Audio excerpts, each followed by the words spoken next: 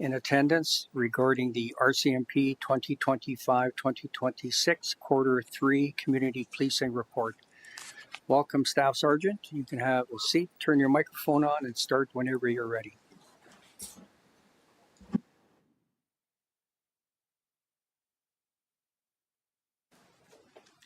All right, thank you, Mayor and Council. First of all, thank you for your confidence in selecting me to be your new detachment commander. It's my honor and privilege to be here today and to serve this community. So with that, the Q3 Municipal Policing Report encompasses October 2025 until December of 2025, so it's a little bit dated. However, it does cover some of the things that we've been doing in that time period. Mainly, this is during our holiday season, so there is some stuff that happened within Pictuary, Colehurst, and Coaldale, specifically some check stops that were conducted. There's about 240 vehicles that were checked for impairment and registration. There's also some check stops that were conducted with traffic services members and sheriffs and Coaldale members on December 21st. In Coaldale, and approximately 140 vehicles were checked, and 172 IRS suspension was issued, 72-hour. Coaldale members, along with integrated traffic units, continue to perform randomized traffic enforcement initiatives and interdiction efforts. With regards to our policing and community relations, there's been an increased commitment to ensuring that additional patrols are made to increase officer visibility, particularly during the early morning hours to deter criminal activity. With regards to intelligence-led policing, members that attended several interagency meetings with partners, such as high-risk youth meetings and intelligence sharing sessions with our analysts and crime reduction unit. Again, when we get into the actual community consultations, they're more specific meetings with the elected officials. October 27th for your swearing-in ceremony, that was Sergeant Dutch that came in full surge uniform in order to do that, as well as the initial policing committee meeting in the Coaldale Civic Center. I've had the opportunity since then to attend another policing committee, so I've met Councillor Beekman and Councillor Albry as a result of that. So that's been good so far to make some of those connections. There's also a high-risk youth committee that Corporal McMillan attended in October of last year. There's a school visit to the Jenny Emery School as well as another one where they had their in-house Christmas concert. And then from there, they attended the walkathon as well at the R.I. Baker School and conducted traffic control for the duration of the event. And there was also a Christmas event on October 16th in the gymnasium, and they engaged with youth at the station for 1 hour. So on to the next slide, we're going to move to the crime stats in particular. In looking at the 5-year crime stats, if I'm looking at the total criminal code, I did notice that there is a pretty significant reduction from the year before. From October to December of 2024 to 2025, we're looking at 130 criminal code matters down to 84, so that's a fairly significant reduction across the board. There has been some things that have stayed consistent, like the assaults. There was an increase from 5 in 2024 to 10 in 2025. Diving into that, there is a number of domestic related issues on that as well. So overall, our persons crime is up a little bit this year, but our property crime seems to be down as well from 86 to 55. So that's some good improvements in some of the areas. Going on to page 2, looking at the one thing that stood out for me, and that's something I want to kind of address, is our total provincial traffic. I've noticed that we had a fairly steep decline in discussion with Sergeant Dutch as well. It's mainly had to do with some of our resourcing, I think, as well at the time. So that's part of the reason that I was down. But we're going to look at ways to boost those numbers as well and get people out there and get people visible. So, but besides that, I can kind of go through some of the things that I've seen here on our town positions as well. This is kind of off the charts a little bit, but it's more some of the things that I've observed since we're being here. So we are still awaiting the arrival of one member in the town position who's coming. His name's Constable Heemstra. He's coming from the Turner Valley area. Sorry, Diamond Valley it is now. Yes, that's correct. We do have one member that's in the process of transfer for a town position, but we do have a named replacement that's coming as well. So that's a good thing to keep those numbers up. One of the things I did want to discuss with the council is that we're still awaiting the confirmation of what's known as our FIFA leave restrictions. So as you may or may not know, there's a FIFA World Cup that's coming to Canada. And the commissioner countrywide has imposed a leave restriction for R.C.M.P members. So we're still awaiting how that's going to impact our numbers and what kind of deployment number we're going to have on that. So once I have more information on that, I will definitely let you guys know. We do have a new corporal in one of the town positions as well. His name is Corporal Eric Schmidt, and he just started this past month. He's seems to be pretty happy and switched on, so we're glad to have him. And we also have one person who is off on a parental leave who just also returned into one of the town positions as well, so that's been filled as well. So we're starting to see some healthy numbers come back, which is always good. And the only other thing I can say is Sergeant Dutch is still kind of off until about mid-May, but he'll be back at that point. So with that, does anybody have any questions or concerns or any comments? Thank you, Staff Sergeant. I'll open up to members of council. Questions, comments?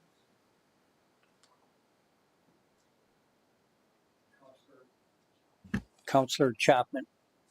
Thank you, Mayor, and thank you so much for your presentation, Staff Sergeant. My only question is with regards to the letter that came out that's in our package that includes, although it's from February, it specifies that there are 279, I guess, new members that have been added to the K Division, I guess, or to the province. That's correct. That's the one from the commanding officer. Yes. Okay. Yes. Although I mean it is signed by Sergeant Dutch. Okay. Yeah. So I'm just curious to know if any of those officers would have been assigned to this region. I know that they wouldn't be specifically directly assigned to the town of Coaldale, but they would be part of a larger detachment. Well, there's if you're looking at the provincial side, because again, there's a municipal side and there's a provincial side, yeah. obviously. In this case, I haven't seen any numbers coming our way, in particular. But again, we do have some hope that eventually that'll happen. But again, at this point, that's kind of a K Division decision at this point. It's not really for us. They look at a number of factors, whether that's our crime severity index or what kind of staffing challenges we have, that type of thing. So there's a bunch of things that go into that before they actually assign where those members go. It's kind of the biggest need where the biggest one goes. So, but we will certainly make that known that there's some appetite to have more membership on the provincial side as well that's posted here. Okay, thank you. Thank you. Any further questions, comments? Seeing none.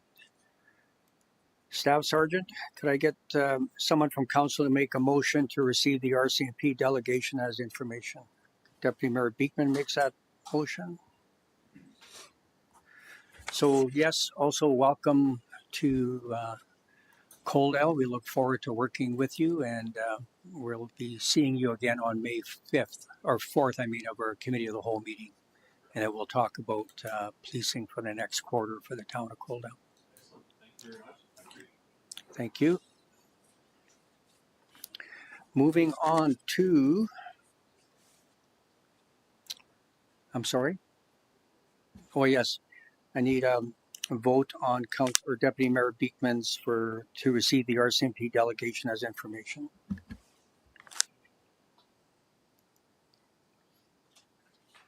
And that is carried. Thank you. So moving on to bylaws and policies under agenda item 7.1, we have the borrowing bylaw 934-P-04-26 regarding the purchase of a CPO a vehicle borrowing bylaw. And we have our Chief Financial Officer, Tim Koba, presenting along with Terry May, our Director of Operations. And we also have Sergeant Mike Numan, the Manager of Enforcement Services, will also be participating via remote if that works out for us here. So which one of you gentlemen want to go first? Mayor and Council, I'll go first. Terry May, Director of Operations. So we're bringing this back to Council. I'm joined by Clayton Ruckberg, our Director of Emergency Services, and Mike Numan, if he's online, our Manager of Enforcement Services, for questions. So this was at Council on April 7th. We brought this back for more information that Council requested. So I filled out the staff report. We've included a lot more information about the type of vehicle, the purchase, and I'm just going to go through and read some of the highlights and then put it back to Council for questions and concerns. So just to walk through the process for this vehicle, in discussions with both Mike and Clayton, we reviewed the vehicles and the options for the police equipped from factory. Police equipped in this context just refers to the alternators, the batteries, just being upsized to support computer systems. The wiring is all pre-installed and upfitted. It isn't applied that it's an interceptor or a high performance vehicle. It's just all upfitted for the additional outfits that come afterwards.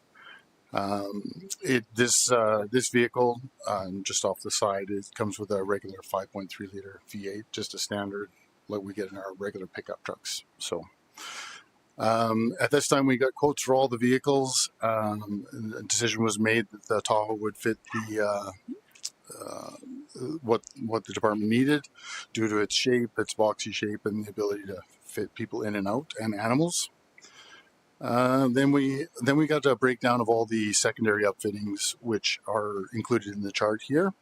Some of the upfitting itself is passenger separation, cargo securement, GPS, the lights, the computer stations. The radar is then radar for the vehicle is separate. Radio, the camera and body camera equipment, the dash cameras, and then the decals for the vehicles.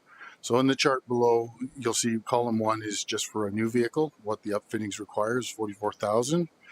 And then for the 2 other vehicles in our fleet, the Explorer and the F-150. Just read up to down. I apologize for the final column there. It's kind of totaling in both directions, but straight up and down, new vehicle, Explorer, and the F-150. Once these costs were compiled, we were looking at an overall purchase to upfit was about $152,000, which was $53,000 over budget. And then we looked at lease costing from Enterprise Fleet Management. The difference in purchasing a vehicle versus leasing is about $13,280 over 5 years. So you're going to pay $13,000 more for a leased vehicle than you would just to purchase it outright. The next graph or chart you'll see here is just for this year what the end costs were compared to our budget. And if we lease the vehicle, then we would have a slightly under the budget, and whereas if we have to purchase, will be $53,000 over. That's just for this year. We are aware that a lease will have a 5-year carryover. And in our next paragraph here, we explain that we have a $75,000 yearly replacement for vehicles that we feel we can fit the yearly payment into. I don't mean to say that flippantly. It's there will be potentially some restrictions if we don't get a good deal on a new vehicle, where we may have to change some of the requirements, but I think we have the flexibility within the fleet program to do so. So that is why there would be an additional ask over the next 5 years. And Terry, just gonna let Councillor Avery has a Oh, question. sorry. Okay, so thank you, Mayor. Thank you, Terry, for your presentation.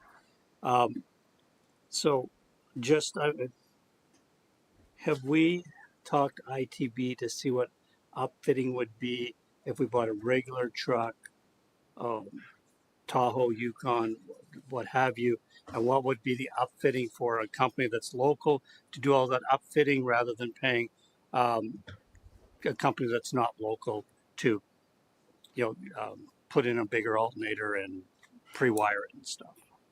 Well, I do have for the upfitting here, if we do buy a standard Tahoe vehicle off the lot, you can double the upfitting costs here at the minimum. Because then they're going to have to rip out the whole interior to actually do the wiring. This is a quote based on it already being pre-wired. All the alternator, the batteries are all in place. If we just buy a stock vehicle and then try and get that done here, it's going to be at least double. Okay, thank you. Next question is for Tim. So rather than going through enterprise to lease it, if we've got money sitting in our reserve fund and we want to experiment with leasing, why don't we internally lease it to ourselves? And that way we get the $13,280 at the end of the 5 years for interest rather than paying it to some company that we don't know. And then we know there is zero buyout in the end. There's no hidden fee. There's no kilometer limit. It's lease it internally. One department leases it to Terry's department, leases it to Clayton's department.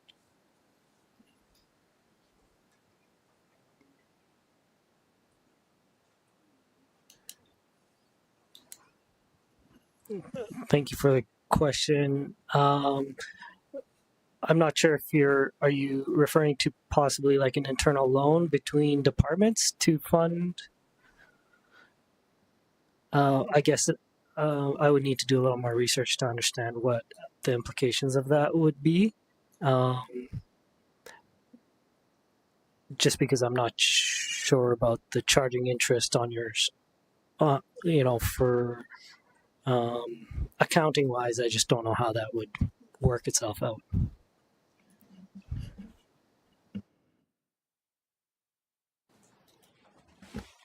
Deputy Mayor Beekman. Thank you, Mayor. Thank you, Tim and Terry. Just one question here so far.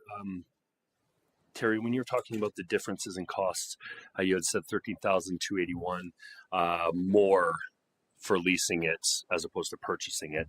In the staff report, it says the difference in purchasing versus leasing is $13,281 more. So it's saying in the staff report, and actually it says that if you scroll down to the next page, that the leasing option is $13,281 less in overall costs. So the staff report identifies the lease as $13,281 less. Can you just clarify that for me, please? It certainly is more. It certainly is more. That's the difference between the leasing price. If I worded that incorrectly to reflect that the purchasing would be more, that's incorrect. It's definitely more to lease the vehicle just from your interest you pay yearly. Okay, in the staff report it can confuse me a bit, and I thought that'd be a terrible investment for the leasing company. I apologize. Yeah, no, thank you.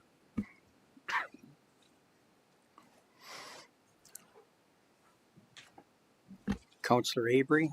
Thank you, Mayor. And just as a follow-up question, I'm not really big on the lease option and paying interest money to somebody when we've got the money sitting in the bank. So is it an option that if we took the $54,000 roughly from the reserve fund for this year, then we just don't get a pickup truck next year, and then we pay that back over the next 4 years? That way the funding will be equivalent without actually taking it from your truck fund? And let me just clarify or see if I can understand what you're saying.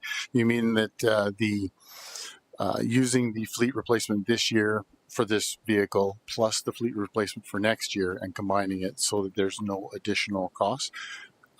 Certainly that is an option for council for sure. It just means then that the rest of the fleet has gone 2 years without a replacement, which is an impact to us as well.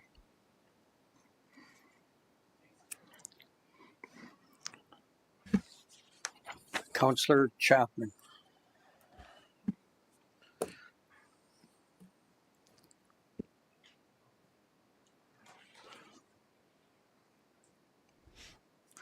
Thank you, Mayor. My question that would be directed at Terry. Over the years, we've kind of played around with different types of vehicles, and we've gone from Explorers to half tons to now we're back to, or a Durango at one time, I think. It appears to me that some vehicles, like this type of vehicle, are more specialized, is what we're focusing on. Be the same thing as in my view of the fire department. You're ordering a specialized vehicle. My question to you would be the longevity of this vehicle, and for a specialized vehicle, being a unique vehicle, how long would you be able to keep that? I mean, technology changes, all these sorts of things happen. Is this something that we'd be able to keep for a long time? And it kind of leads into the lease question, because I think with purchasing, we've been able to manage purchasing direct or outright, mainly because we have vehicles that are normal trucks that really we cycle through our system and we keep for a life. And we buy a brand new half ton and then we hand it down to other departments over the years, so it stays a long time. Whereas this vehicle is much more specialized. Can you help me understand what the theory or what the plan would be for the longevity of that? I'm leaning towards the lease side, and I think that would be the question I have. There'll be another one after that, but maybe just help me walk through that one first. Certainly I can. Obviously with the bylaw vehicles, they are, again, a little bit more unique. So we had a 10-year life on them. That's what they've been set up as right now. But that was at a time when we had a regional CPO system and there was a lot more kilometers being put on them. It's really, I don't see it being less than 10 years and could be 20 years depending on the kilometers, the hours that they run. But certainly not less than 10 years. If we were doing a lot of regional, a lot of highway traveling, you probably would have to. Now, some of the upfitting equipment might need to change. The cameras, the radar might need to be updated, but the truck itself shouldn't need to be changed at, I don't know, rapid pace like that every 5 years or anything like that. We're not traveling the kilometers or miles with them to have to get rid of them that quickly or turn them over that quickly, I should say. Follow-up question.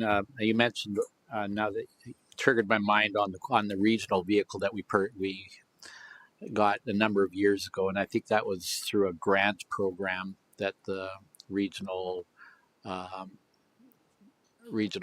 CPO program had at that time, if I remember. But nonetheless, my other question will be with regards to passenger separation. I think that was one of the questions that I have with regards to that unit, and if that's a necessary item. Is that sort of like a cage that you would use there, or is it for, like, we're not going to be hauling people as per se?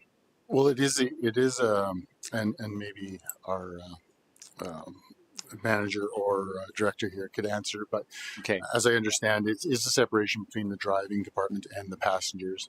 There may be times when we may be taking people in the back. It certainly is possibly within their scope. So I will leave it to our manager of enforcement or our director here to clarify that. But it's not something that we would intend to happen daily, but there is a potential to actually have people in the back.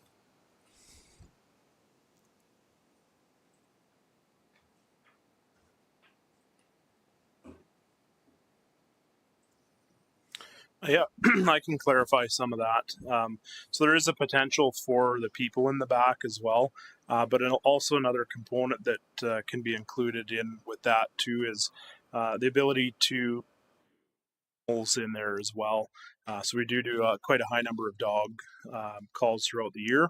So being able to separate them back out without having to go get a kennel or other things is convenient as well. Just before I open it up to council again, I'm just going to ask Sergeant Mike Numan to speak to the matter as well. Mike, if you can hear us, go ahead. Thank you, Mayor. Just a sound check. Can everyone hear and see me okay? Yes, we can. Thank you. Yes, just to clarify a few points that have been brought up already. I'll be very brief. Most of the things Terry has covered quite well. The police package vehicles are very specially designed for rugged use, not necessarily police pursuits, etc., but more so longevity, a lot of idling time, extra alternators, those types of things. So it's not in performance as much as it is longevity for the amount of electronics that we run in those vehicles and the amount of hours that they sometimes do idle. So that's kind of the importance there. Also, the interiors are much more plain. We don't have the carpet and all that. It's more of an industrial for easier cleaning when we contaminate with all the various things that we do with transporting people and animals, etc. To answer the question of the transporting people or arresting people, we do, as peace officers, have the powers under some of the acts and also the criminal code to make arrests. If people have outstanding warrants, etc., we would make that arrest. And then if the R.C.M.P. or another enforcement agency isn't available, we would be transporting to the nearest police station and or hospital or whatever designated facility that is. So that definitely could happen, and I can tell you that there are a lot of people with warrants, etc., out there that we will come across once myself and the two CPOs become active in traffic stops, check stops with neighboring agencies, R.C.M.P., etc. So definitely a must-have for sure. And I'd be happy while this connection is working good to answer any other questions, or I'll stand by. Thank you, Mr. Mayor. Thank you. Are there any questions by council for? Okay. And or do you have one for Mike as well? Oh, okay. Go ahead, Councillor Avery. Thank you, Mayor, and thank you, Mike, for some clarification. My only concern is the program working outside the governance model that was approved by council? Because this is the first time I'm hearing that our CPOs are going to arrest and transport people. It's no different than our fire service needed a level of service bylaw. When we set up the program, it was for municipal or bylaw enforcement and traffic control. And now this is kind of news to me because I hadn't heard this till just now about serving warrants and arresting people. Go ahead, Mike. Question, Councillor. Thank you for your question. Can everyone hear me again? I just want to check before I start talking. Yes, we can hear you. Okay. Thank you, Councillor Avery. To answer your question, it's not that we're going to be going out and looking for those types of things.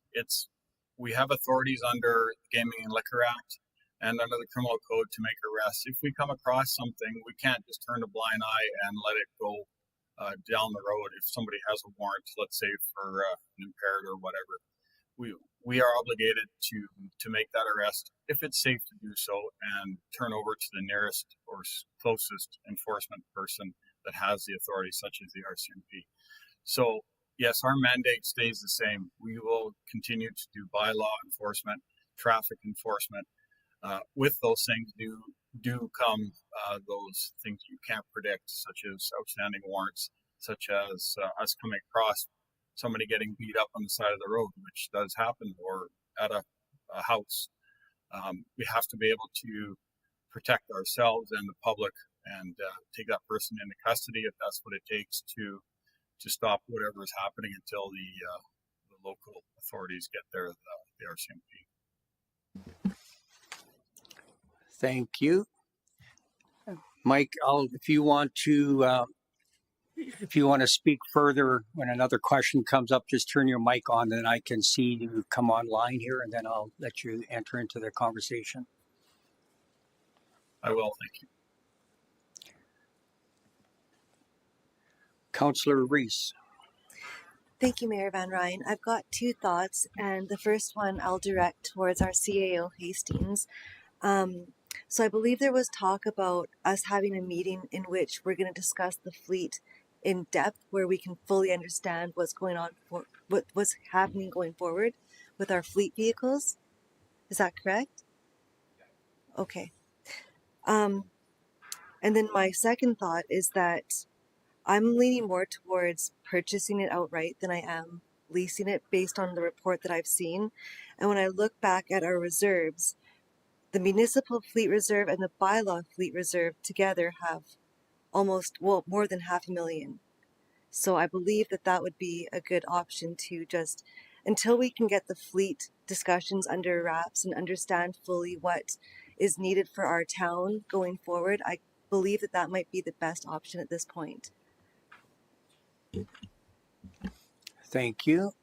Deputy Mayor Beekman. Thank you, Mayor.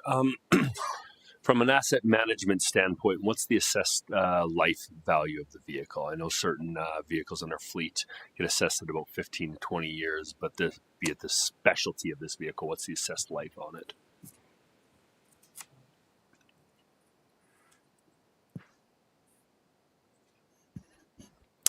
I believe the industry standard is like 6 to 8 years, but we're listing this one as 10 years and possibly longer, just based on what you've heard tonight.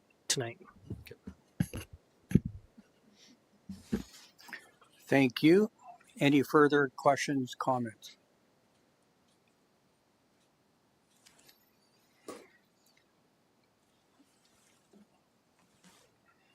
Councillor Reese.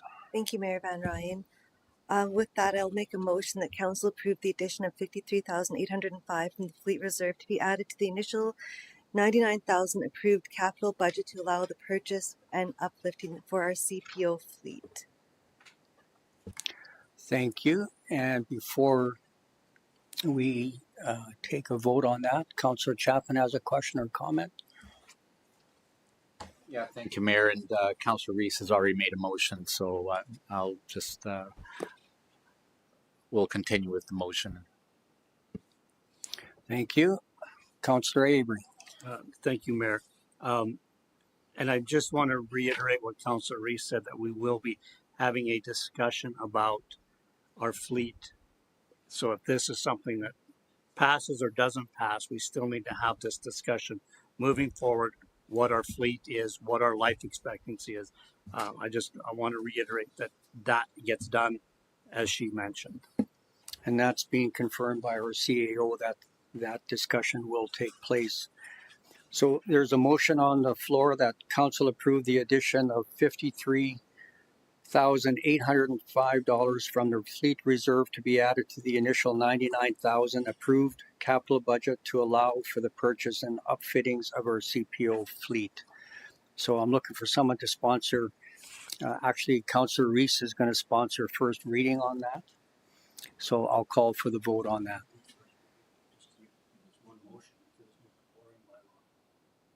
That's correct. Okay. You able to put that up on the screen, Lana? Any further discussion? Seeing none, I'll call for the vote.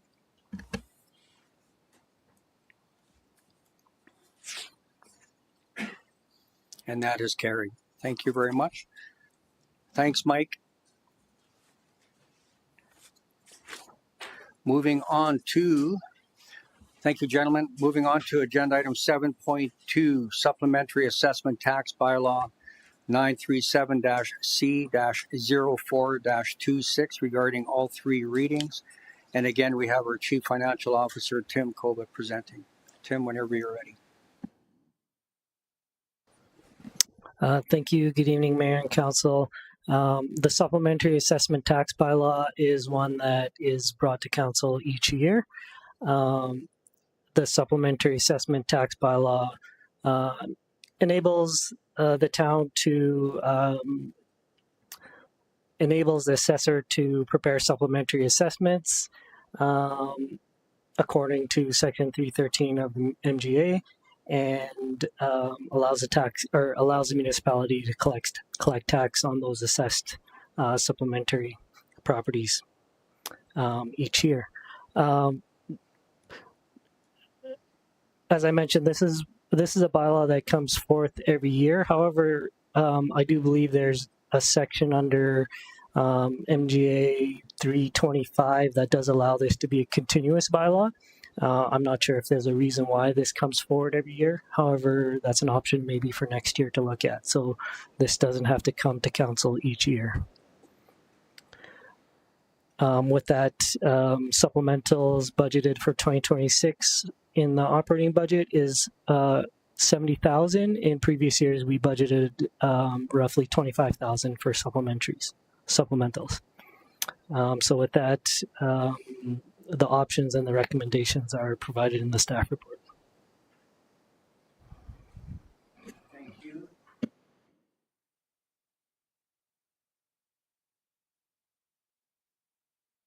Are you able to play that video just for our viewers at home? There's a short 3-minute little video.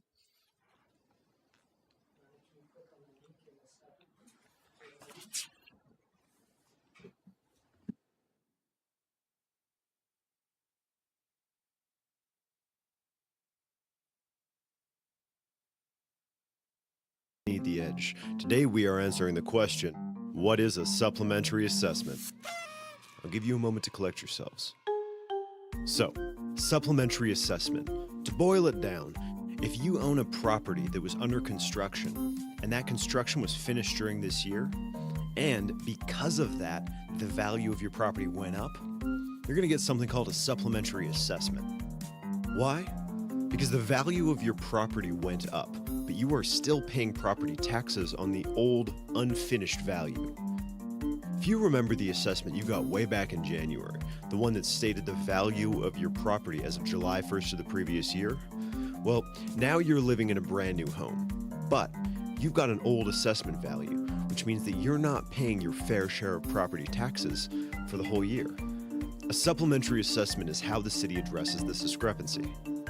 Let's compare this fine old Edmonton home to a house still under construction to get to the bottom of this whole thing.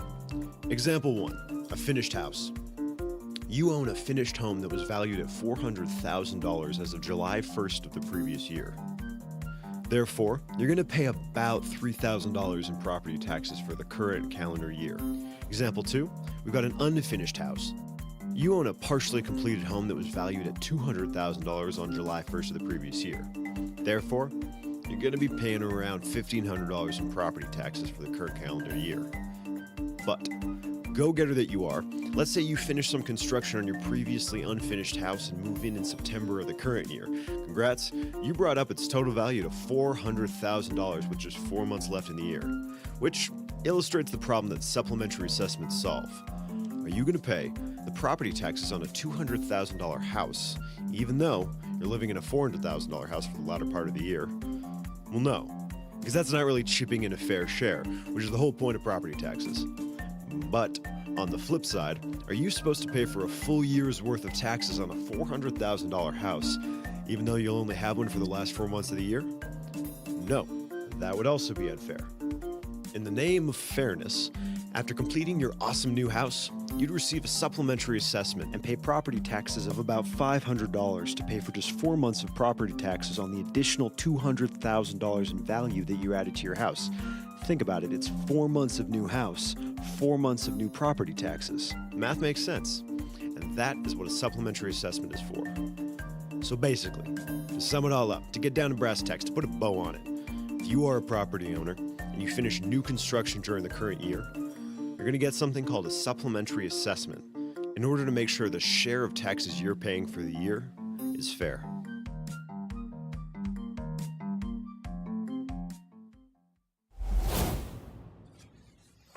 Thank you. Are there any questions for our presenter regarding the supplementary? Councillor Avery. Thank you, Mayor, and thanks, Tim. And that video is excellent. So in our bylaw, it's got 5A, which talks about machinery and equipment and being assessed. Well, we don't charge a machinery and equipment tax. So is there any way we can, and I understand that this is a section under the MGA, but can we just put in our bylaw the section that's pertinent to our town rather than the whole section of the MGA?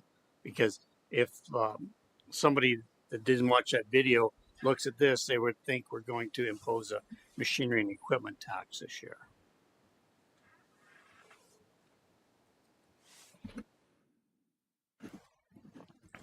Thank you for the question, Councillor Avery.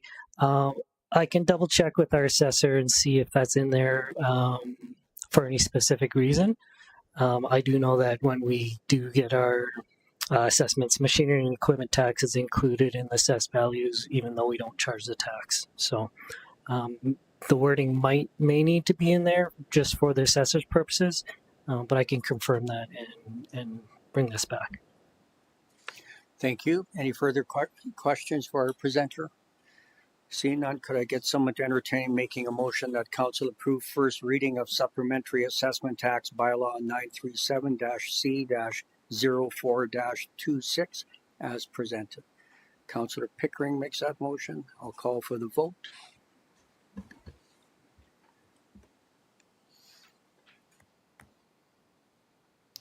And that is carried. Thank you.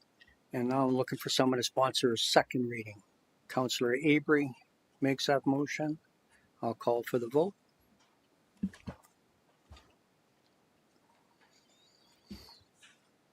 And that's carried. Thank you. And now I'm looking for someone to sponsor unanimous consent to hold all three readings in one meeting for supplementary assessment tax bylaw 937-C-04-26. Councillor Reese makes that motion. I'll call for the vote.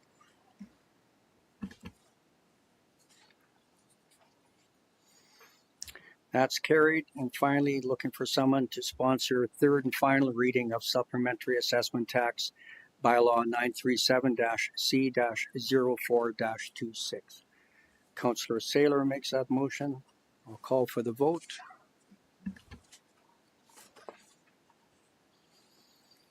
And that is carried. Thank you. Moving on to agenda item 7.3, special tax recreation bylaw 938-C-04-26 regarding all three readings. Again, we have our Chief Financial Officer, Tim Koba, presenting. Tim, whenever you're ready.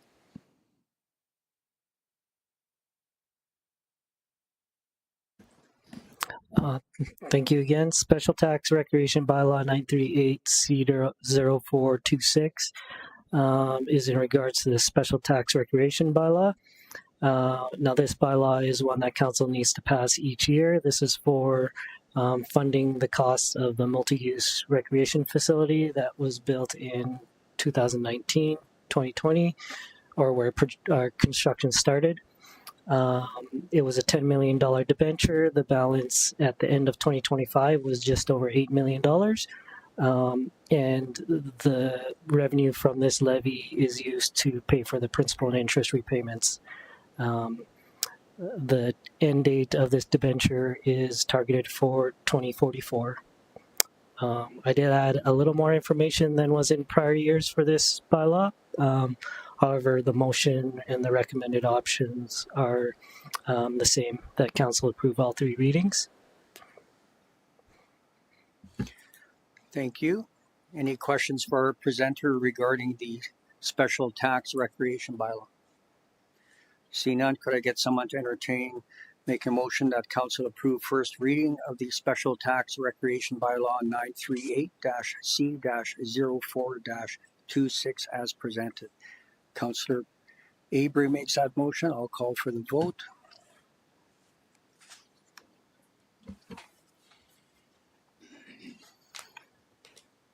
And that is carried. Can I get someone to sponsor second reading, please? Councillor Chapman. Call for the vote.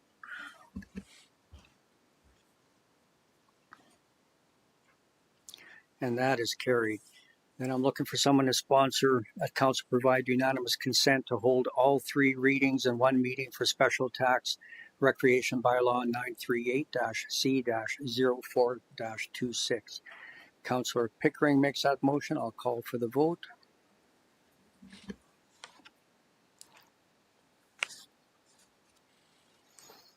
And that is carried.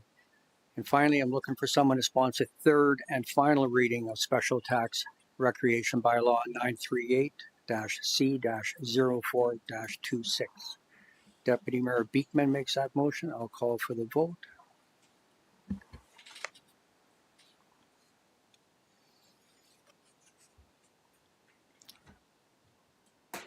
And that is carried. Thank you. Moving on to agenda item 7.4, the 2026 property tax bylaw 939-C-04-26 regarding first reading. And again, we have our Chief Financial Officer, Tim Koba, presenting. Tim, whenever you're ready.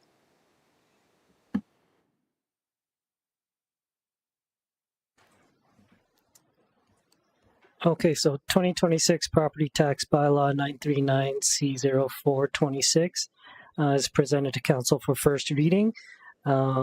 Now, before the property tax bylaw can be finalized, we do need to know the Lethbridge County's rates for the annex properties.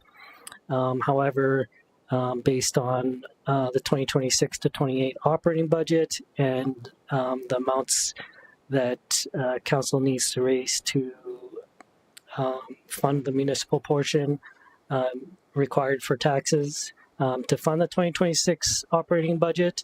This first reading has been prepared. Now, some key points. The property tax bylaw is prepared using assessment figures provided by our assessor for including numbers for growth and inflation on both residential and non-residential properties. We factor in those numbers when coming up with the proposed mill rates that you see. Now, there is a 0% net increase to the municipal portion of residential taxes. On the non-residential side, you'll see that inflation of 9.11% is being included with keeping the mill rate at a flat 10, as was done in the previous year. The amount that's needed to be raised for municipal purposes is $12.8 million. You'll see on the attached bylaw itself, you'll see what the assessment values are, what the proposed mill rates are to collect the amounts necessary, and as well the provincial portions for education and for Green Acres requisitions are agreed to what the requisitions have come in at for 2026. One new item I should add is we need to, for our linear properties and for designated industrial, we do need to be collecting a designated industrial requisition tax on those. You'll see it's under $1,000. The province states that we don't need to remit this amount until it gets over $1,000. So we should still be charging and collecting this tax even though we're not remitting it at this point in time. But I did add that in as a new item in 2026. Thank you. I'll open up to members of council. Any questions, comments? Seeing none, could I get somebody from council to entertain that council provide first reading of 2026 property tax bylaw 939-C-04-26 as presented? Councillor Sailer makes that motion. I'll call for the vote.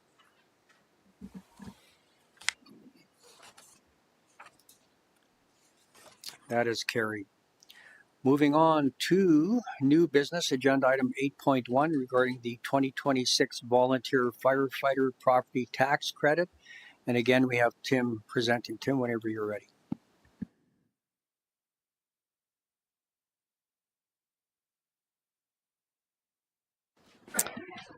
Thank you again. So the volunteer firefighter property tax credit comes from a 2020 motion approved by council. Now the credit includes or benefits volunteer firefighters and the businesses who own property in Coaldale that provide paid release time to volunteer firefighters that they employ. Now the credit for volunteer firefighters is $1,000, and it's on a sliding scale based on the number of volunteer hours. And it's a maximum of $1,000 for individuals and then $2,000 for businesses. Now, the roll numbers as well as the amounts have been calculated by our fire chief, and the amount requested to write off for 2026, it remains the same as 2025. So we had 20,800 for personal and then 12,000 for businesses. So that was 6 businesses and I believe 25 out of the 28 eligible firefighters.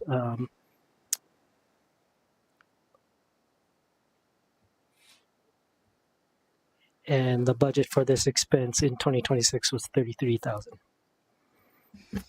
Thank you. Yeah. Any questions, comments for the presenter? Seeing none, could I get someone to entertain making a motion that council write off the 2026 property taxes for the following tax roll numbers for the amounts associated as noted? The tax roll numbers are in your package, so I'm not going to say those all off. Anybody care to sponsor that? Councillor Chapman, I'll call for the vote.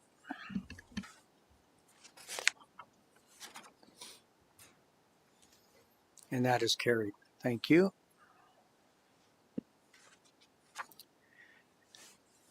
Tim, you're up again with agenda item 8.2 regarding the Green Acres Foundation request for a letter of support for the Miami Lodge rebuild. And we also have Spencer Kroll, our Director of Corporate and Strategic Initiatives, who would like to speak to that. Okay, so this is a letter we received from Green Acres Foundation in April. This is regarding basically the rebuilding or the modernization of Miami Lodge, located in Picture Butte. Now the total project cost, I believe, is close to $27 million. Green Acres needs to take out debenture funding to fund a portion of this project. I believe it's $9 million that, and as part of the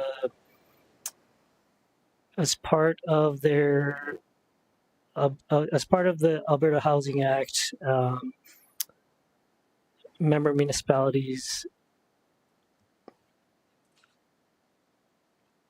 need to give their approval of the foundation applying for debenture funding. So therefore, this letter of request is asking that the town of Coaldale support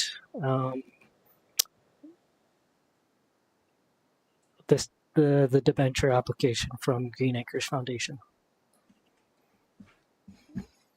Thank you.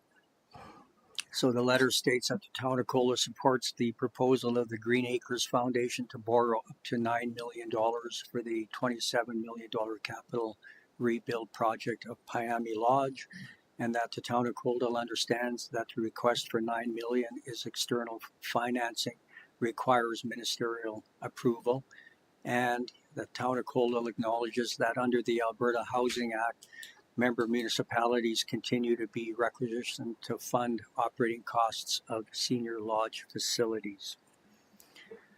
Seeing no more questions, someone care to entertain and make a motion that Councillor Avery has a question. Thank you, Mayor, and thanks, Tim, again. Is there any obligation to the town if Green Acres reneges on their payment, or the stakeholders responsible to pay this $9 million back?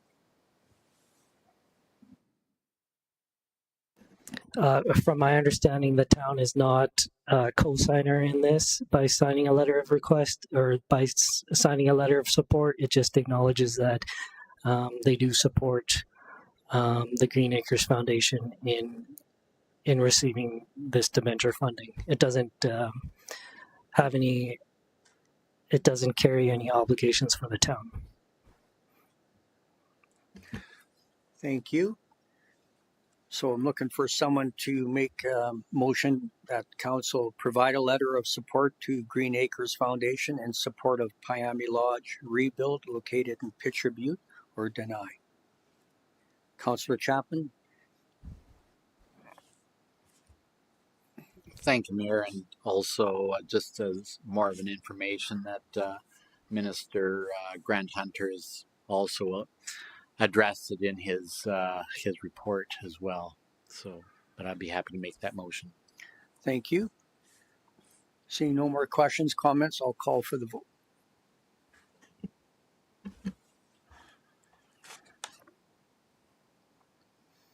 And that is carried. Thank you. Moving on to agenda item 8.3, development permit 2026-049 regarding civic address 930 and 918 11th Avenue regarding JPR Industries, changing it to direct control. Cameron Mills, our Director of Growth and Investment and Deputy CAO, is presenting.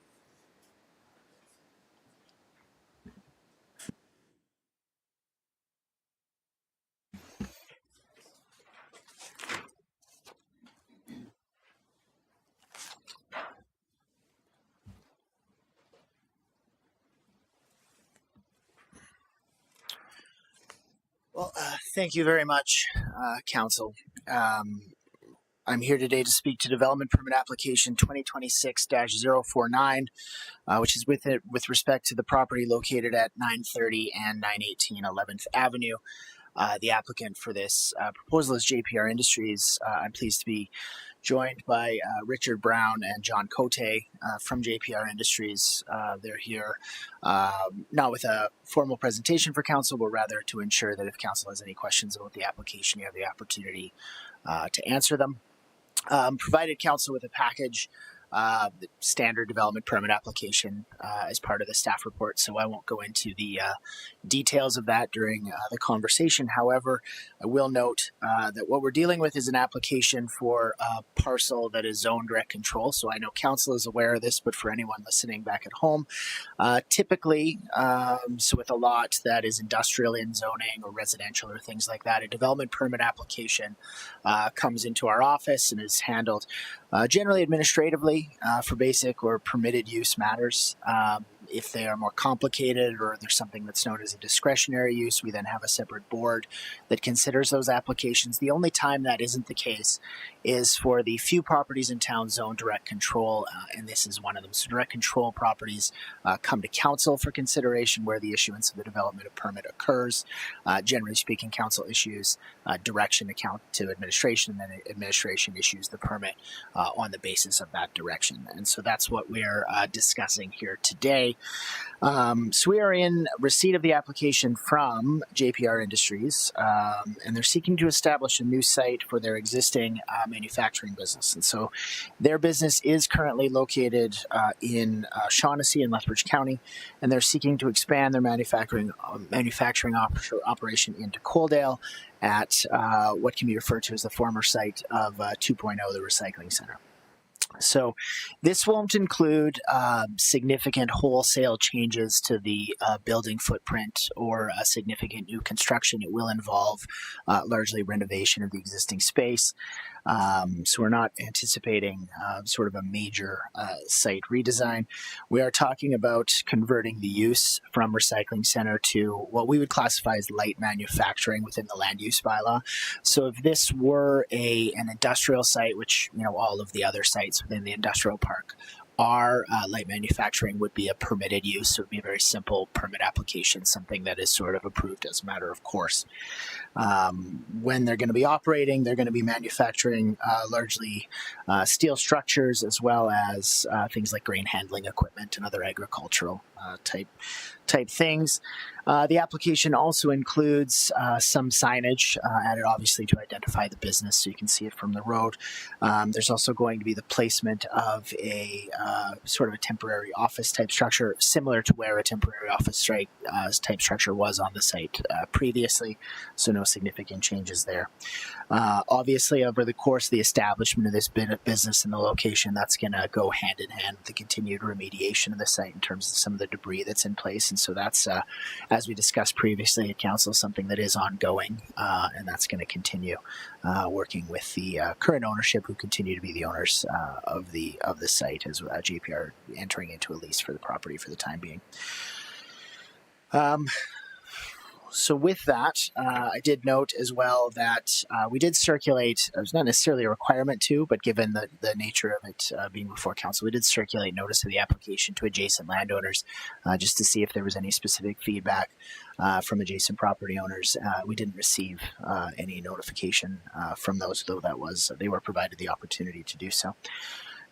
So with that, propose that council take the opportunity, if you have any questions about the site or the process, I'm certainly here to answer those questions, as well as Richard and John can address questions about the business itself. Thank you. And just before I open it up to members of council, if I could get one of the applicants just to turn on the microphone and give us a Reader's Digest version of what the business is going to be doing. Good evening, everyone. So for this site here, our intentions are a manufacturing facility. So we currently reside in Shaughnessy in the County of Lethbridge. We have extended our maximum capacity of that site. Business has been good, so we're going to continue on that growth path that we've had. And Coaldale seems like a really good opportunity for us. It's a growing town. Hoping that there's lots of staff opportunities for us as well. A good center to draw staff from for the business. And we are looking to bring in quite a bit more automation to our processes as well. Some tube lasers and some on-site automated cleaning equipment and stuff like that for the seal processing, which will hopefully allow us to be more efficient and more competitive in our market as well. And with that, we do intend to continue our growth, and as the site progresses, we would hope for more expansion and more growth as we go. Thank you. Councillor Pickering had a question or comment. Thank you, Mayor Van Rijn, and through to Richard. Thank you for choosing Coldwell. I'm fairly well known in your business out there at Shaughnessy. I spent a lot of time out there bringing stuff in and out of there. I got one question also for Cam. So we're rezoning both lots there? Is that what we're doing to light industrial? Thank you. No, we are not rezoning. We are simply approving the development permit. So the way it sits now is the eastern property is industrial, and the western property where the building is located is direct control. So because the principal base of the business is within the building, we're sort of applying that concept throughout. But realistically speaking, the permit works with the industrial zoning, so we're not really concerned about the difference between one lot and the other. So the zonings will remain in place. Okay. I'd be willing to make that motion, Mayor. Thank you. So there's a motion on the floor by Councillor Pickering that council receive the development permit report for information. Seeing no more questions, I'll call for the vote.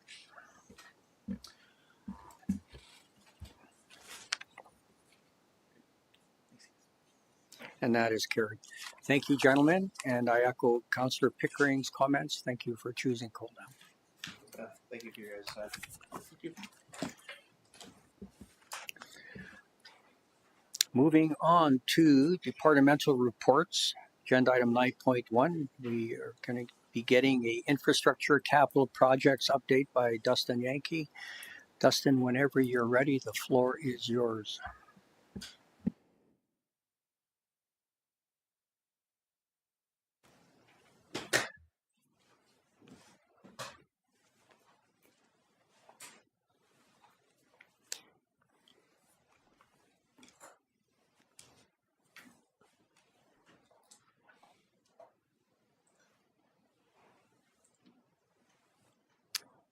Good evening, Mayor and Council. I will be going over update on our ongoing infrastructure capital projects. Feel free to stop me at any point to answer any questions.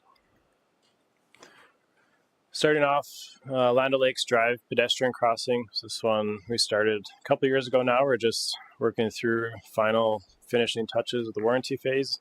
This past winter, you guys would have seen the pathway lighting be installed by Fortis, and actually just the tail end of last week, the photos don't show it here, but they just finished landscape restoration. So a couple asphalt repairs, part of warranty would be the last item, but projecting to come in final budget number of $1,215,000, so about 235 under our original projection.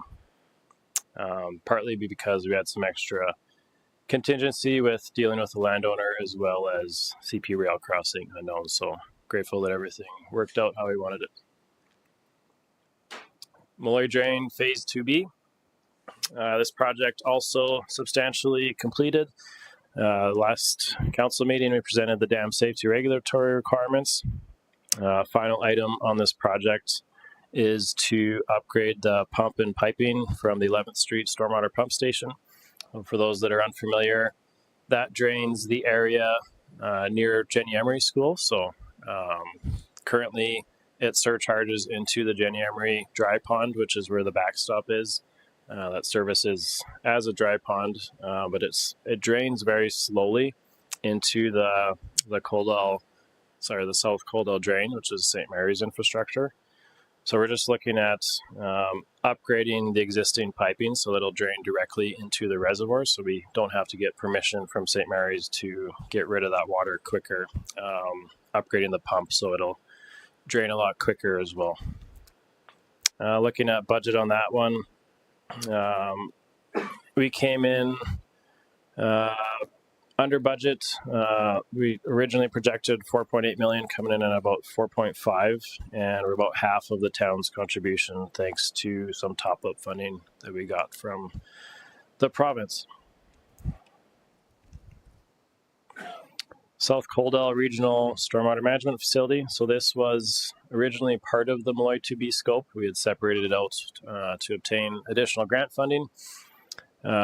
Construction is ongoing just south of the Cottonwood Pond. You'll see a lot of earthworks and trucks moving up and down the highway.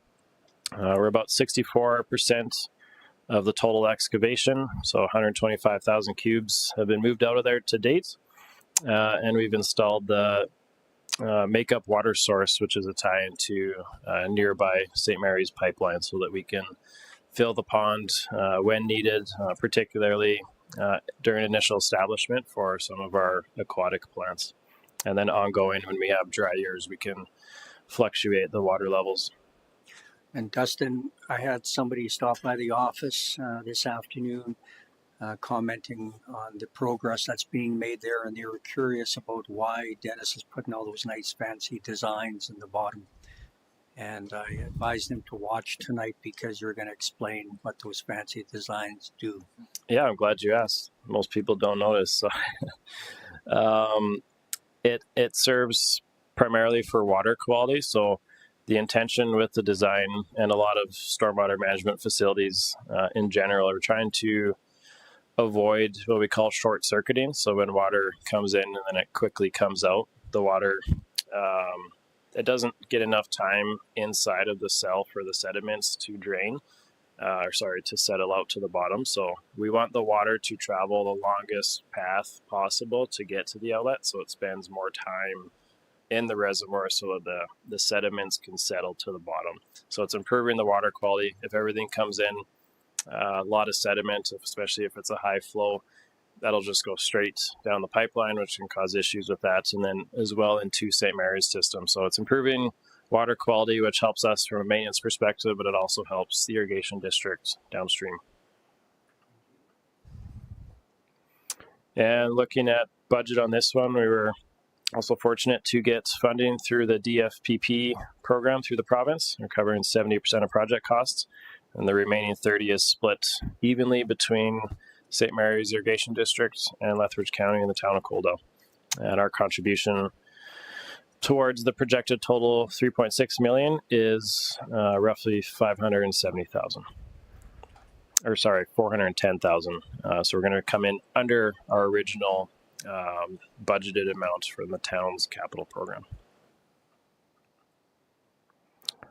Potable water reservoir and pump station also substantially completed as of February 14th. So we're just working through final landscape restorations. You'll see some trees going in. They've had some crews on site in this past week. Also looking at alternative backup communication options for the site following the installation of new utility infrastructure that's servicing Malloy Landing. Once landscaping is completed, we're looking at scheduling a ribbon cutting ceremony if council's interested, basically to celebrate project completion and recognize the province's financial contribution. The total budget for this project was just over 13 million, supported by 4.6 million in provincial grant funding. We're expected to come in under budget with a more comprehensive financial summary in the near future, alongside a detailed report on the planned system analysis of the older central reservoir with the newer west reservoir is what we're calling it. And some photos of progress through construction on the top left there is as it is today. And dovetailing straight into the central potable water reservoir. So now that we've brought the new system online, we've turned our attention to the future role of the older central reservoir and pump station. So as of today, it does still remain operationally necessary in the short term to maintain existing fire flows in portions of our distribution system until planned water looping projects are completed, a requirement that we've noted through hydraulic modeling. It also provides an important layer of redundancy in the event of a break on the main supply line. Leaving the new reservoir, the central reservoir can sustain system pressure while repairs are carried out.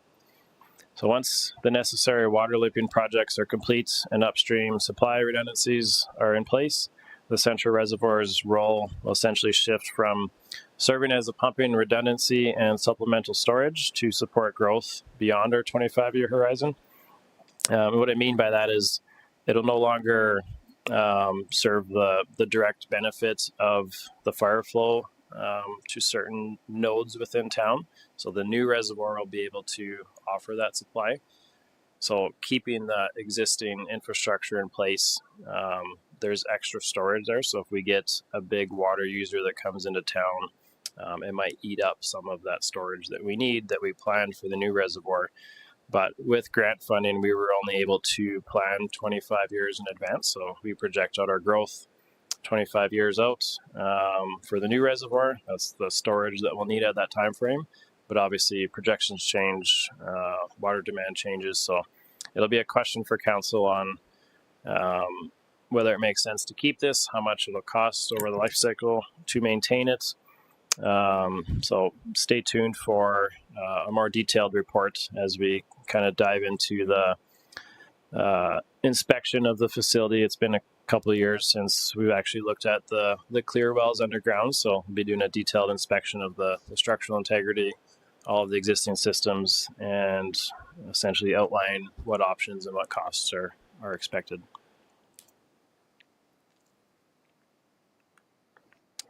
Rehoboth Pathway is another one substantially completed as of December 10th. So final items looking at completing are regrading some small portions of 21st Street to improve drainage and monitoring grass establishment through the spring. Another one, we came in just slightly under budget at 235,000. And Dustin, for this one, we should maybe plan some sort of a ribbon cutting for it as well and involve the young gentleman who brought the idea to council about doing that pathway to give access or safe access to Rehoboth. Yeah, I think that's a great idea. That was Christian, I believe, correct? Yes. Christian Conan, yes.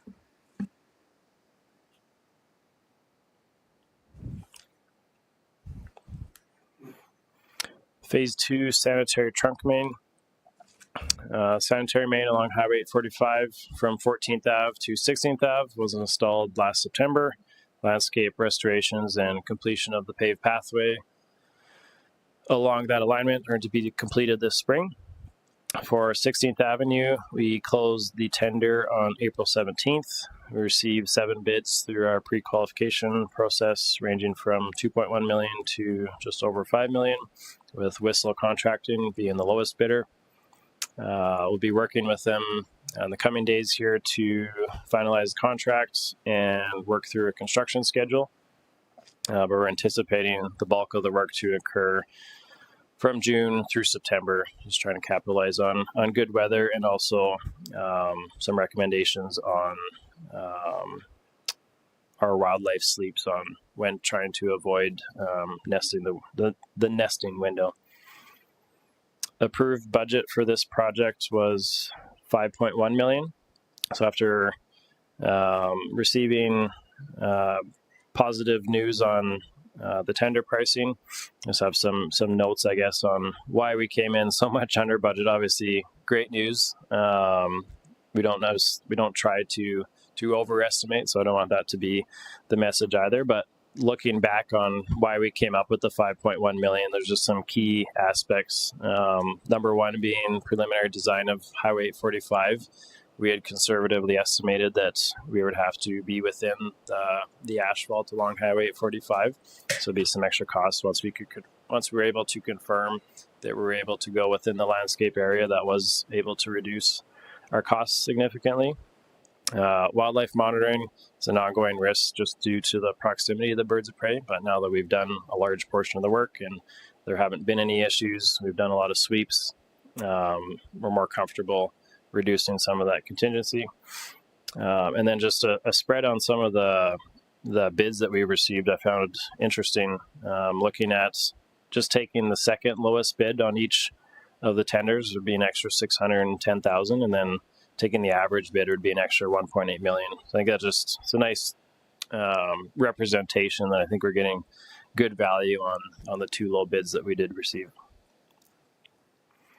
And a bit of a side note for council, we did receive a notice today that we were successful in a grant application that we submitted for this project. So we don't have details yet in terms of the specifics on what all it covers. It's basically kind of just a notice. So I'll touch on that in a little bit more detail on one of the closed session items, but good news will be coming further on this project that we did get some additional grant funding that's looking positive.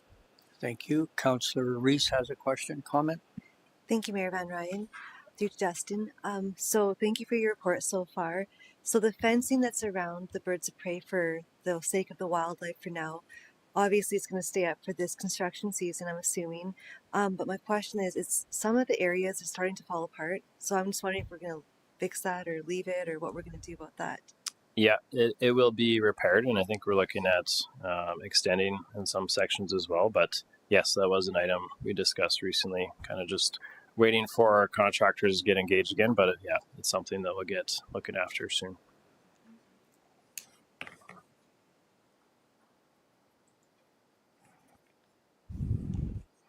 Highway 45 and 30th Ave intersection upgrades. So we've been working with the province just to confirm scope. This is an intersection that just due to many different projections of development in the area, that there's been a lot of reports done on what this intersection needs to look like, and different staff at transportation and the town that have been engaged. So we had to put a little bit of extra effort into fine-tuning exactly what those recommendations represented that we feel is the best upgrade for the town's perspective, but also meeting AT's requirements. So we wanted to have a conversation with them that perhaps we can defer the west side of the intersection because it does meet the specifications. The only difference being is that there aren't the tapers that you see on the east side of the intersection. So they've given us a bit of grace that we don't have to make changes to the west side of the intersection just for the sake of meeting their design template is probably the best way to put it. So there's just a bit of extra work on our end to get them to agree to that. Yeah, we're at the final stages of design now. Final design drawings have been submitted to transportation, and we'll be posting the tender right away here. Construction timelines of this, like this is what we call a relatively small project, so looking at maybe 3 to 5 weeks of construction, obviously depending on which contractor we get, but we're thinking it'll be late summer, and the approved budget on this one is $470,000. Everyone's favorite intersection, Highway 3 and Highway 845.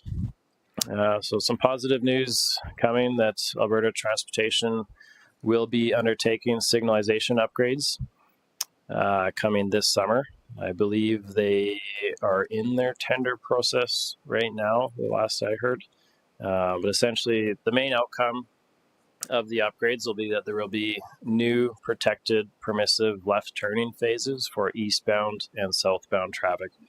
You can see the arrows on the screen. So if you're going that direction, you will have a new green flashing turning signal. You'll still be able to turn on the green ball, but you'll just get a protected phase with that green flashing signal. And Dustin, quick question: while they're doing the turning arrows, is there a reason why they don't give us one for westbound traffic to turn south? Yeah, it's a great question. So the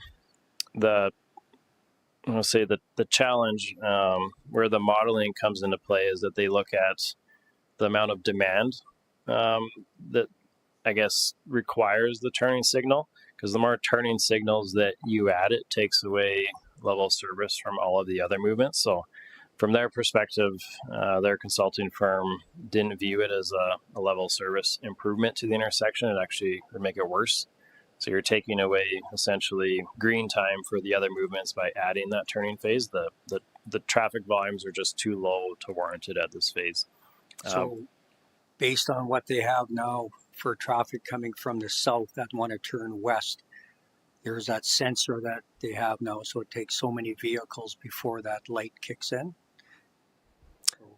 Yeah, that's correct. So they it will operate similarly to that.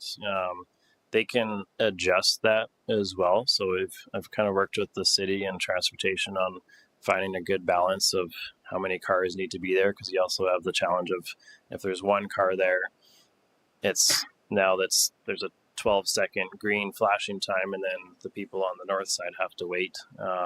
So that part of their modeling, they'll come up with an initial timing plan for each of the left turn signals, whether there's multiple cars stacked, but it is designed to have the camera technology that detects vehicles. Okay, thank you. Councillor Chapman. Yeah, thank you, Mayor. Dustin, this is a great time to add this in. At our Highway 3 twinning AGM on Thursday, Darren Davidson informed us that this project alone will be about $1 million. So if you need a number to throw out there, and I think the further question that was kind of alluded to was a TIA for north of on 845, possibly around where the 12th Avenue or that ring road would be. But I imagine that can be alleviated by the fact that there's now a bit of a ring road. Would that be helpful to say? Yeah, I think we definitely expect, we hope that truck drivers particularly will learn to use the ring road, I think especially once the signals are in at 8th Street. But I mean, we can't force people. So we're optimistic that it will improve traffic flows. Hopefully it'll reduce the amount of traffic that comes to this intersection, because ultimately those are the easiest improvements we can make right now. I think to make a larger geometric upgrade to this intersection would be significantly more than the $1 million we're spending now. So it's just it's a tight space, and it's tough to solve all the issues. But yeah, for sure, and he's aware of that. So I think that $1 million is might be on the light side. Who knows if they need. Yeah, it has evolved into a bigger project than I think anyone initially expected. last summer, this was on the docket to be completed. And once they got into the preliminary design, they discovered that the existing conduit didn't have capacity for the new cabling, so they're actually having to put new conduits underneath the roadway, as well as replace all of the concrete islands. So there will be obviously traffic impacts when they're replacing the concrete islands. They have mentioned that they're intending to do construction overnight, so similar to the work you would have witnessed at Highway 3 and 845. So lessen a bit of the burden on our residents and pass-through traffic, that a lot of that work will be occurring in the evening hours. But yeah, with the new concrete, we will get new barrier-free ramps. And we did mention that we do have a working group in town that's very keen on barrier-free improvements. So specific mention of making sure that the bollards are placed, bollards with the push buttons if necessary, and just being mindful of our wheelchair users, that they can hopefully navigate the intersection a bit easier. Just one final question, if I may, Mayor. Dustin, I've noticed oftentimes traffic, particularly semis, turning off of Highway 3, going west, facing westbound and turning north. Oftentimes I see their trailer wheels dragging over the sidewalk. Is there any time that the province or ATEC would possibly widen that turning lane to accommodate these issues? They haven't given any indication on the admin side. I think they're aware that there are a lot of challenges with this intersection. I think this is kind of the easier incremental improvement that's going to have a big impact. But I think, like, we also talked with them about, I don't get too far into the weeds here, but on the north side, because the lanes are so narrow, a lot of times when a semi's parked there, it effectively acts as a single lane. So vehicles will be backed up behind the tracks, and you can't quite squeeze beside the semi. So we looked at shifting the median over, potentially creating more space there, because there is extra space, but because it's a high load corridor and a long combination vehicle corridor, that it just doesn't meet their design standards. So we did look at a lot of other incremental improvements that could be made, but there's also the perspective that, I mean, how many times do you put a Band-Aid on a problem that just needs to be basically started fresh? Councillor Pickering. Thank you, Mayor Van Rijn. Just a quick question, Dustin. They have made capability, though, of putting the westbound traffic turning south, because that's the only one that won't have one. It will be built in that if future time down the road, not like it has now. Correct. That is my understanding. All of the signal heads are being replaced, and all the conduit is being put in, so it's sized appropriately for the new cable. So my understanding is that it would just be basically swapping out the heads on that light pole.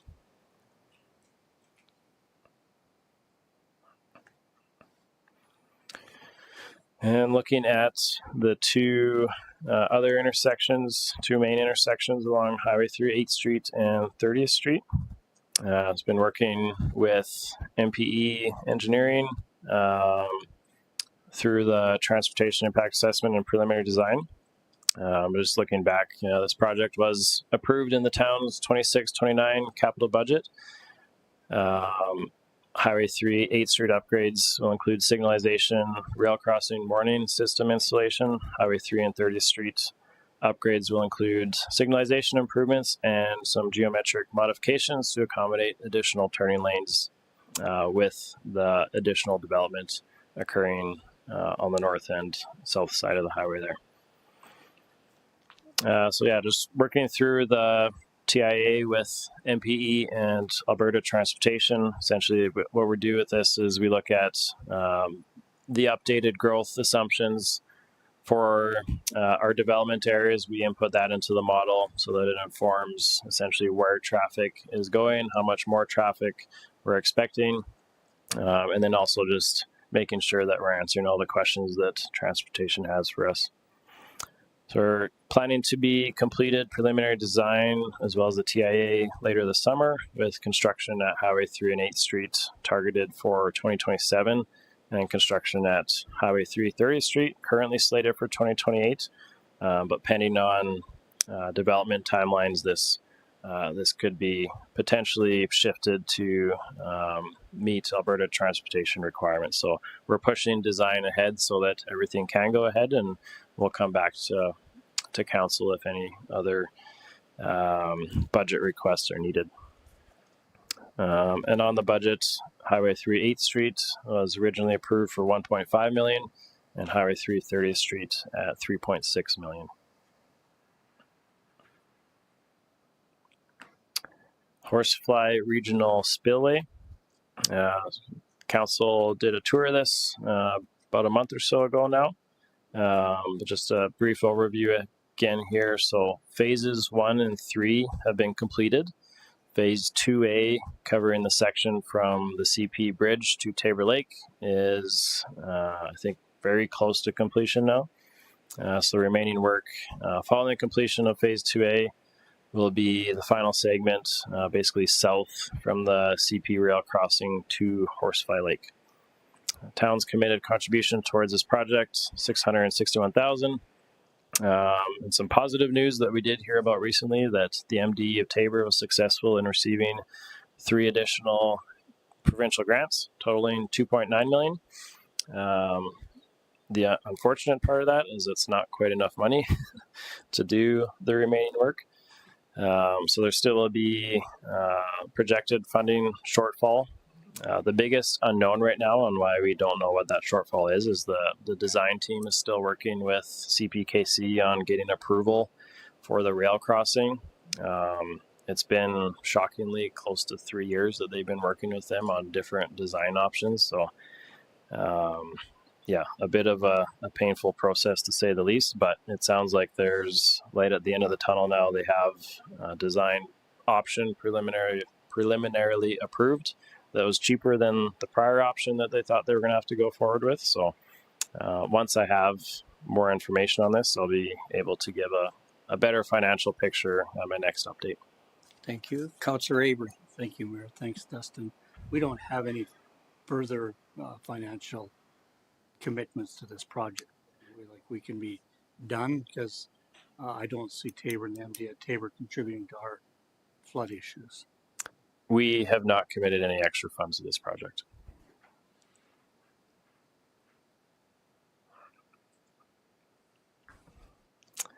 A downtown area redevelopment plan traffic study. This is a new project that I'll be mentioning, a result of some grant funding that we received that is going to cover 100% of the costs. So as part of our downtown area, or sorry, I'm getting ahead of myself here. I'm thinking of the next project. This is going back to downtown ARP projects. We're looking at studying the downtown area. Specifically with this scope, we're going to be looking at the extension of 21st Avenue from 19th Street to Highway 845. So this would be an Alberta transportation requirement if we want to make that new connection, that we still have to study the intersection. What does the design look like? How much traffic is going to come there? So we don't expect anything out of the ordinary, but it is a procedure that is required. So during this, we're also going to take the opportunity to study some of our other internal intersections, even though the transportation is not requiring it. But from our lens, we would like to know, with the potential extension of 21st Ave, that does it still make sense to have traffic controls where they currently exist? Just kind of having a bird's eye view of that, as well as looking at Main Street as well.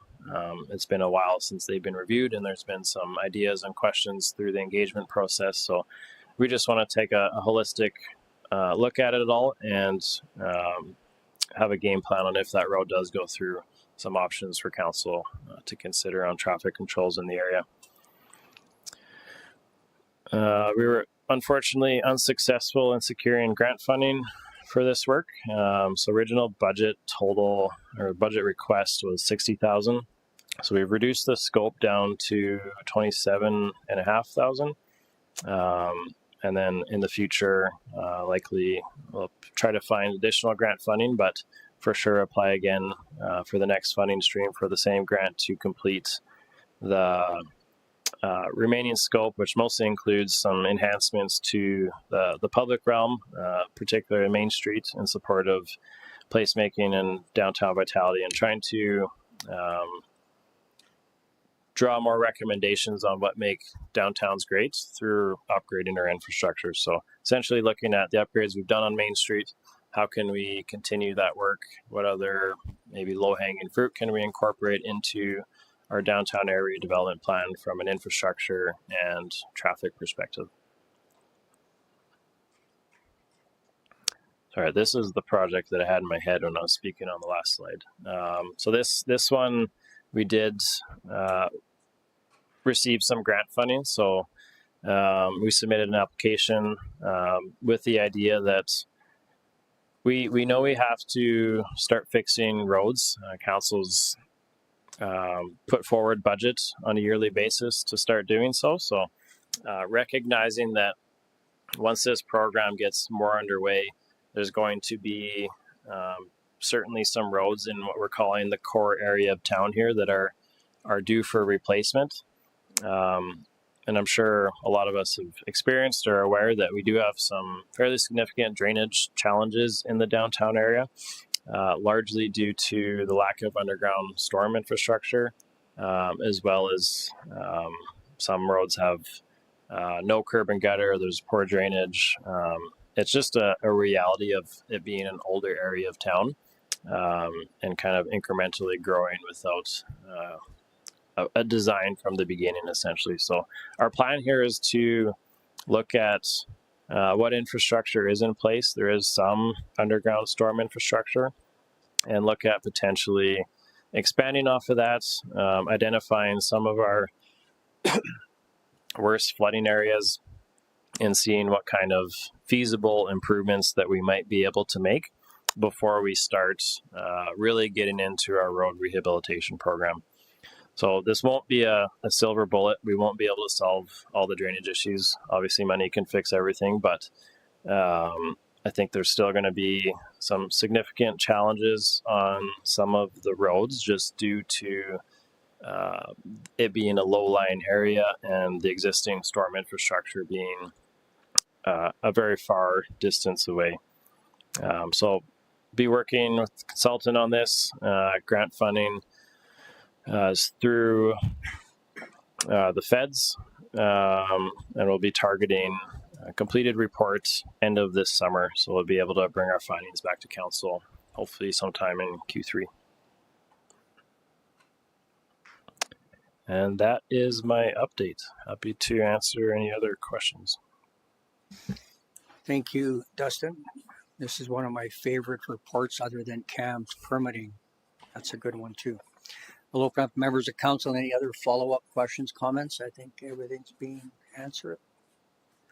Okay, well, thank you for that.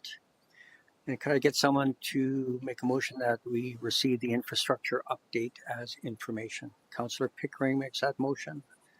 I'll call for the vote.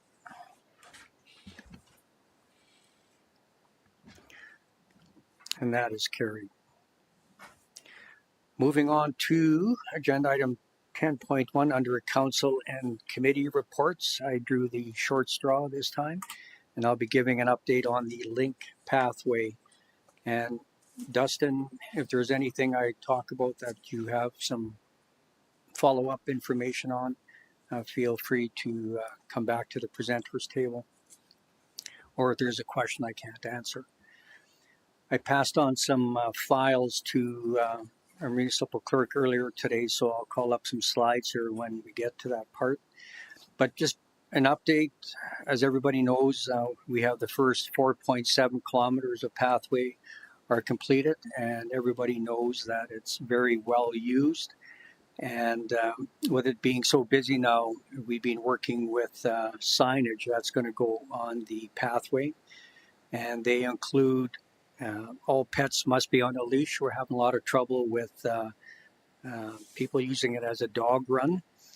And that goes into my next comment about a sign being beware coyotes, because we got a problem with coyotes and dogs off leash. Speed limits is another sign that's going to be put up throughout the pathway. And another one regarding motorized vehicles that they're not allowed, and we're having problems with that as well. And also, it's a shared pathway both directions, so people have to pay attention to what's coming the opposite way. Signage regarding active farm operations, and a liability one regarding use of your own risk.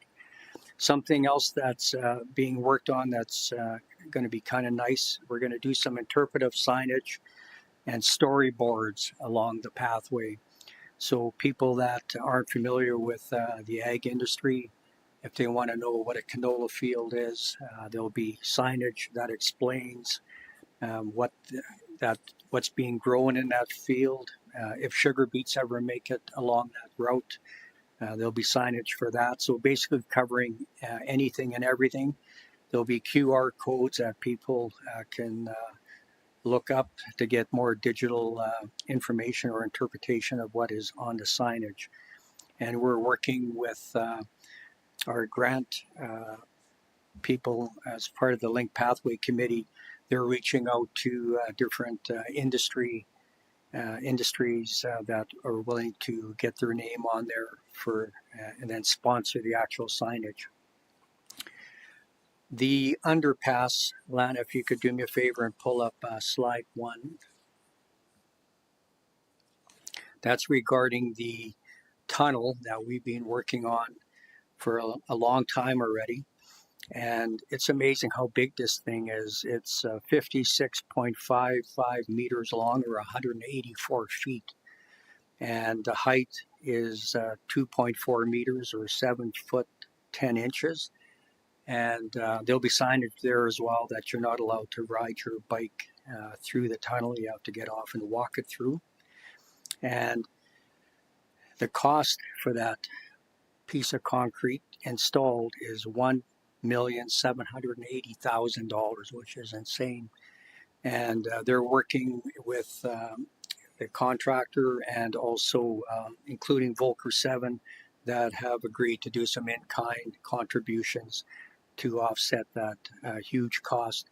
We were hoping to get it done this spring, but we missed the construction season for the spring because Alberta Transportation decided that they wanted it raised a meter, which would have added a huge cost to it. So then with MPE in discussions with Alberta Transportation, they agreed that we only had to do it 1 foot. So that's being redesigned, and now it's going to be slated for fall construction. Also, the link pathways, and if there are already not, they will be in discussions with the town of Calder regarding a memorandum of understanding regarding maintenance of the pathway through Coaldale. They're currently in discussions with Lethbridge County on the MOU as well. And it includes such items as periodic inspections, vegetation control immediately adjacent to the pathway, and respond to identified safety hazards within a risk-based, priority-based framework. And it'll also include whether or not, right now the pathway is not going to be open during the winter months.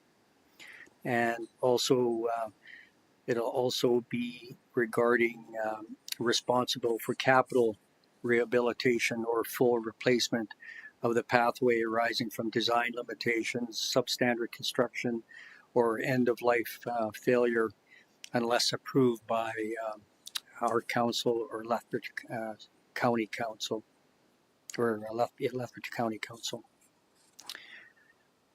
The amount of grants that we had out as of the end of March was $5,361,400. $5,361,400. And to date, we've been successful in receiving $2,260,700. And we just were notified that we are sharing a grant with the city of Lethbridge. And if you could go to slide 4, please, Lana. So the city received, my understanding is close to a $1.8 million grant, of which the link pathway gets a portion. I believe it's around the cost of this, what I'm going to explain now. If you could zoom in, is that possible? A little bit more.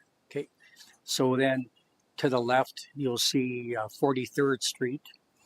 And then that black line, there's an intersection there. That's kitty corner to Tim Hortons. That's where the city of Lethbridge, they're working on their pathway network right now. And that's where it's going to get tied into the link pathway, which starts right there. It goes along the south side of Fairview. And then where you see that little bump in the pathway, that's where there's going to be a bridge to get across the canal. And then it's going to go north up to the jail road. And then it's going to go east. And then it's going to come back down again. And that's on provincial land where the Lethbridge jail is, on the west end of the Lethbridge jail, that store and pawn that's there. And so that's being designed right now, and that's got a $800,000 price tag, and it's 2.2 kilometers long. So our hope is that we can start on the pathway from the west end to get some excitement from the residents of Lethbridge, and get some, hopefully some corporate sponsorships so that we could get the balance of the pathway completed. And on the total length of the pathway, if you go to slide 3, I'm sorry, slide 2.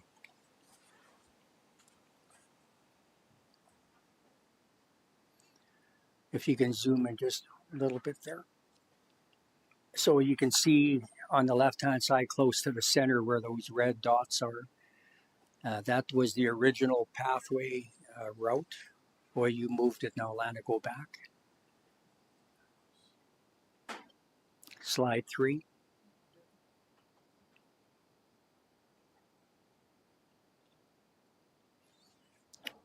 Oh, that's my fault. Slide 2, sorry.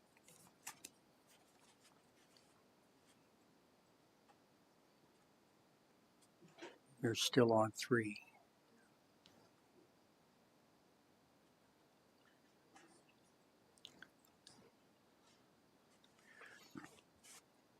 So the original route, the pathway had to deviate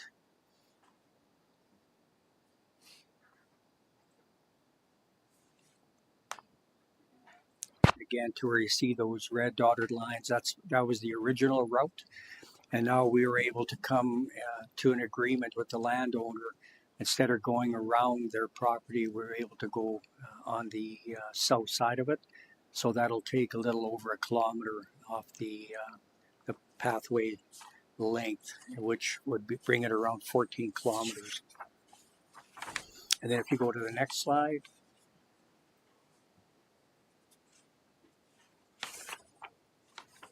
slide 3, we kind of talked about it already.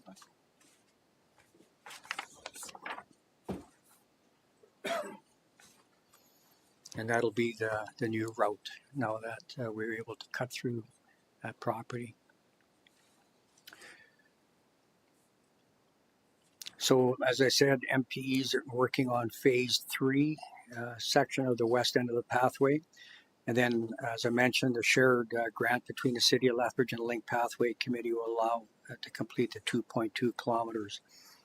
So hopefully we'll see something happening on that in the spring of 2027. So that's the extent of my report. Is there any questions? Seeing none, could I get someone to make a motion that Council receive the Link Pathway update as information? Councillor Chapman. And Councillor Chapman is our alternate on the Link Pathway as well. Moving on to information items. Oh, got to call for the vote.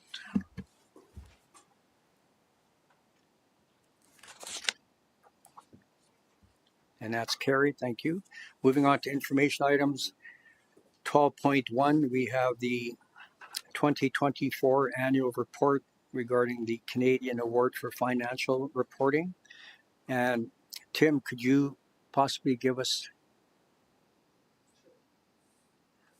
for our viewers at home, what that's about?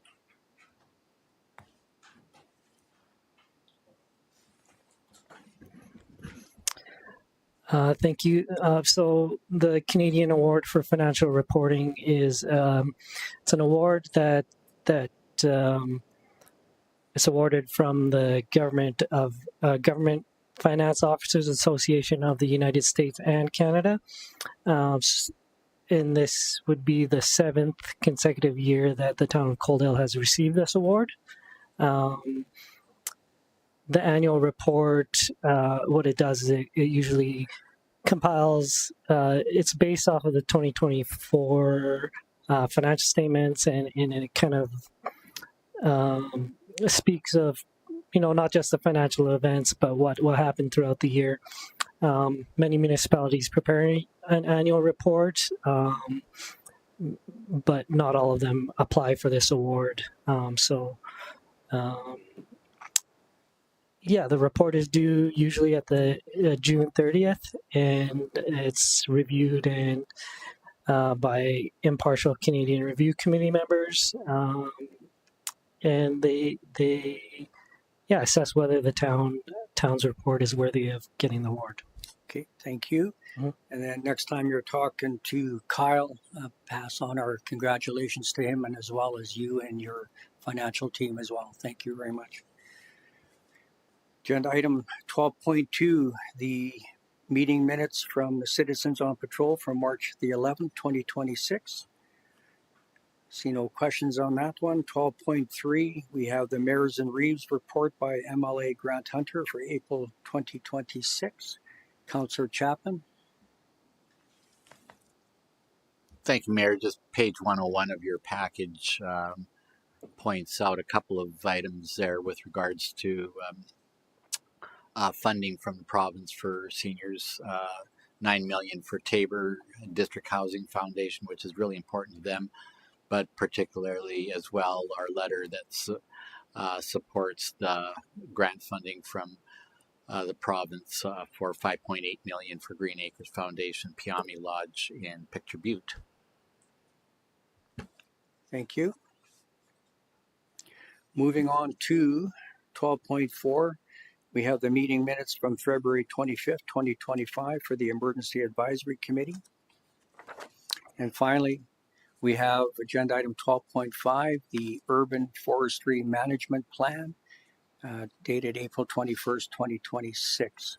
Are there any further questions, comments on those information items? Seeing none, could I get someone to make a motion that council receive items 12.1 to 12.5 as information? Councillor Reese makes that motion. I'll call for the vote.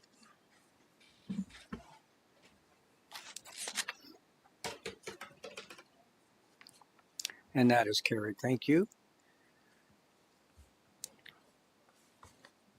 Next, we will be going into closed meeting. I'll require a motion that council move into closed session at 7:14 p.m. in accordance with section 197-4-B of the Municipal Government Act to discuss matters exempt from disclosure for items 13.1, subject to section 32, privileged information, items 13.2 and 13.3, subject to section 19, disclosure harmful to the business interests of a third party, and items 13.2 and 13.4, subject to section 28, local public body confidences, and section 29, advice from officials.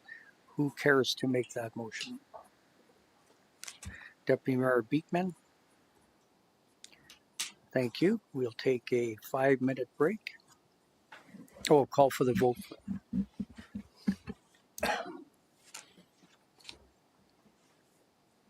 And that's carried. Thank you.